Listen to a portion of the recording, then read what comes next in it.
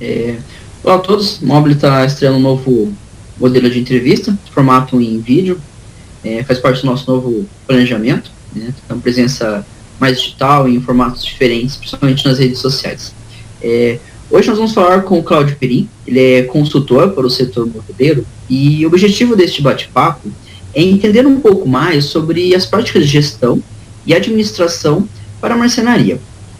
Perim, vimos um artigo bem interessante em seu blog, que falava sobre a prática de dividir a marcenaria, administrativamente falando, em 5 partes, que seria a divulgação, venda, compra, produção e montagem, né, exatamente nesta ordem. Gostaria que você começasse falando por que fazer essa divisão na marcenaria e quais os riscos de gerenciar o negócio sem essa segmentação. Ok, é importante entender que a gente fez essa divisão de uma maneira bastante simples, porque ela segue alguns conceitos do cotidiano da marcenaria.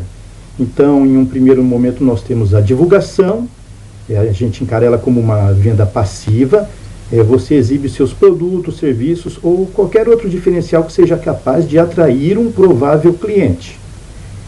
Concluída essa fase e atraído esse cliente, nós entramos no estágio da venda ativa, onde nós estamos agora sim estabelecendo as relações comerciais com esse cliente, seja ela através de um contrato formal ou não. A partir desse momento, torna-se necessário comprar qualquer item que fuja daquele padrão estabelecido, porque nós precisamos lembrar que estamos falando de projetos customizados, que é a razão de ser de uma marcenaria. Com o projeto definido e os insumos disponíveis em um tempo hábil, agora nós partimos para a produção. E na maioria das vezes, nós temos ainda posteriormente o processo da montagem. Então, quando você não segmenta, você não consegue controlar o seu processo. Isso pode te gerar surpresas desagradáveis no sentido em que nós temos uma administração informal e, portanto, menos eficiente. Sim, e você poderia citar os benefícios, do ponto de vista, né, tanto gerencial, quanto econômico e também produtivo, de trabalhar a marcenaria com essa divisão de setores? Sim. O que eu vejo como grande diferencial vem da capacidade de você mensurar o andamento e os resultados de uma maneira individualizada através dessas divisões. Então você passa a enxergar de uma maneira estruturada onde estão seus pontos fortes e onde estão seus pontos fracos. E agora você consegue gerencialmente reforçar os fortes e se tornar mais competitivo, ou seja, mais eficiente dentro do seu mercado. E isso vai certamente se traduzir como um maior reconhecimento e fidelização por parte dos seus clientes. Ah, sim. Perim, na prática, como que o marceneiro ele pode fazer essa divisão e também como escolher o profissional certo que vai ficar responsável por cada uma dessas partes? Isso depende um pouco do tamanho da marcenaria, porque fica difícil você dividir em pessoas as atividades se o marceneiro tem um ajudante só, por exemplo, né? Então, aí você é obrigado a olhar pessoas e não consegue ver as atividades. Seria como trocar de boné para cada função. Mas se a gente tem uma marcenaria bem estruturada, aí fica simples esse tipo de divisão das atividades, porque nós podemos delegar, então, por pessoas e não por atividade. Você falou sobre perfil, isso vale para qualquer tipo de empresa. Então, na divulgação, você tem que ter aquele profissional comunicativo, carismático. Na venda, você tem que ter alguém persuasivo e com um raciocínio rápido, sagaz. Na compra, você precisa de um profissional centrado, preferencialmente aquele que tem algum conhecimento técnico dos itens da marcenaria. Já na produção, você precisa de um profissional dinâmico que detenha os parâmetros de projeto e de processos. E finalmente na montagem, e aqui é muito importante você ter um profissional detalhista, perfeccionista e atencioso, porque isso vai fazer muita diferença para a marcenaria. Ah, com certeza. E também como que o marceneiro pode fazer para otimizar o trabalho em cada uma dessas etapas? Na minha prática de consultoria, eu tenho as minhas técnicas, né? Mas, basicamente, de uma maneira simples, o caminho é medir e comparar com o histórico interno e também com a concorrência, tá? Porque você precisa saber o que acontece lá fora.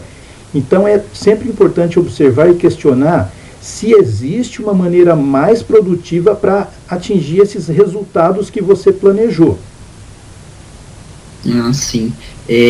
Nós falamos, né, sobre essa divisão, mas apesar de trabalhar a marcenaria de forma setorizada, qual que é a importância também de fazer a integração de todas essas etapas?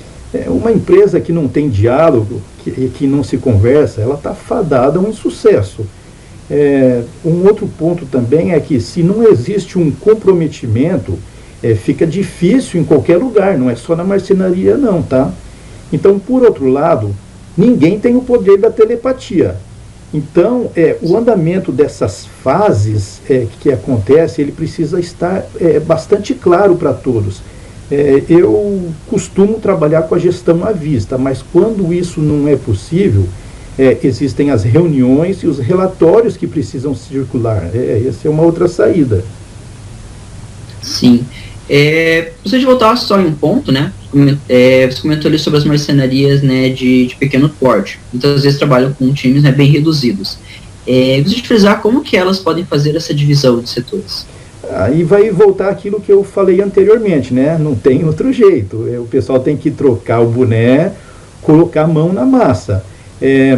Mas não é porque é você que faz que não vai documentar. Eu acho que é aí que está um erro grave, tá? Você precisa ter um método de trabalho que alguém possa seguir, porque na vida real nós ficamos doentes, precisamos viajar e até deixamos esse mundo, né? Então o show tem que continuar, e quando a gente ama o que faz, nós precisamos pensar muito nessas coisas. Eu acho que é isso em relação a essa última pergunta, Pedro. Com certeza. Bom, agradeço ao bate-papo, as informações, acredito que será bastante útil, né, para quem está assistindo, para a maioria dos marceneiros aí que necessitam, né, desse conhecimento mais aprofundado em gestão do negócio. Muito obrigado pelo tempo e deixa agora o espaço livre, caso você queira destacar mais alguma coisa, deixar uma mensagem final para os marceneiros. Eu gostaria de parabenizar a Mobile por essa evolução digital e por estar aqui, né, participando dessa mudança, desse processo. Parabéns para vocês, tá? Isso é muito necessário no segmento moveleiro, vai fazer a diferença, porque a sociedade está mudando e saber que um farol como vocês também está mudando, isso ajuda muito a gente, contribui muito para o nosso setor. Sucesso e parabéns, Pedro. Muito obrigado. Ok.